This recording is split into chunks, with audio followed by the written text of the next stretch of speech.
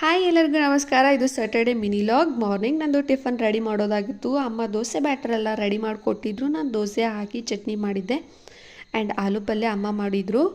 And combination ಅಂತೂ ಅಲ್ಟಿ, ಅದರಲ್ಲಿ ಬೇರೆ ಮಾತೇ ಇಲ್ಲ. ಆ್ಯಂಡ್ ಅರಶಿನದ ಎಲೆಗಳು ನಮ್ಮ ಮನೆ ಹಿಂದ್ಲ ಕಡೆ ಬೆಳೆದಿತ್ತು.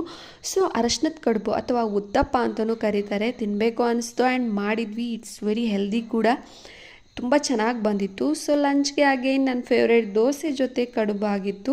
ನವರಾತ್ರಿ ಸ್ಟಾರ್ಟ್ ಆಗಿದೆ. ಅಮ್ಮ 9 ಡೇಸ್ ಬನ್ನಿ ಪೂಜೆಗೆ ಹೋಗ್ತಾರೆ, ನಾನು ಕೂಡ ಹೋಗ್ತೀನಿ. ನಂದು 5 ಡೇಸ್ ಮಾಡೋಣ ಅಂತ ಅಂದ್ಕೊಂಡೆ, ಅಂದರೆ ಮಂಡೆಯಿಂದ ಸ್ಟಾರ್ಟ್ ಆಗುತ್ತೆ. ಸೊ ಈ ಪೂಜೆಗೆ ಡೈಲಿ ವೆರೈಟಿ ನೈವೇದ್ಯ ಮಾಡ್ತೀವಿ. ಇವತ್ತು ಸಬ್ಬಕ್ಕಿ ಕುಂದ ಮಾಡಿದ್ವಿ. ಓ ಗಾಡ್, ಸ್ವೀಟ್ಸ್ ಎಲ್ಲ ನನ್ನ ಫೇವ್ರೇಟ್ ಇದೆ ಅಂತ ಅನಿಸ್ಬಿಡ್ತು, ಅಷ್ಟು ಚೆನ್ನಾಗಿತ್ತು. ಅದರಲ್ಲೂ ದೇವ್ರ ಪ್ರಸಾದ ಬೇರೆ, ಚೆನ್ನಾಗಿಲ್ಲದೆ ಹೇಗಿರುತ್ತೆ.